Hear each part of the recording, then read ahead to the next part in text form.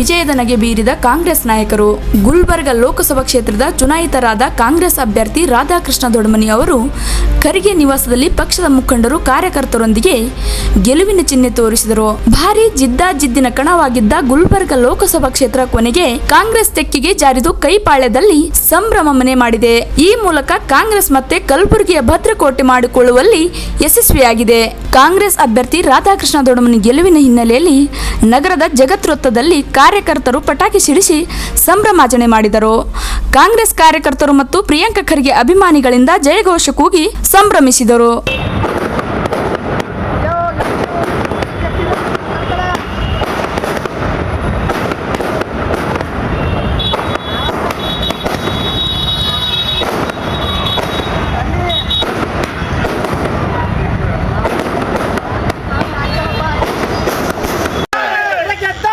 ನಾಗರಿಕರಲ್ಲಿ ಸವಿನಯ ಪ್ರಾರ್ಥನೆ. ವಾಹನಗಳ ಓಡಾಟಕ್ಕೆ ಯಾವುದೇ ಬಗೆಯ ಅಡಚಣೆಯನ್ನ ಮಾಡದ ರೀತಿಯಲ್ಲಿ ತಾವೆಲ್ಲರೂ ಸಹಕರಿಸಬೇಕು. ತುಂಬಾ ವಾಹನಗಳ ಓಡಾಟ ಇದೆ. ಶಾಲಾ ವಾಹನಗಳ ಜೊತೆಗೆ ಸಾರಿಗೆ ವ್ಯವಸ್ಥೆ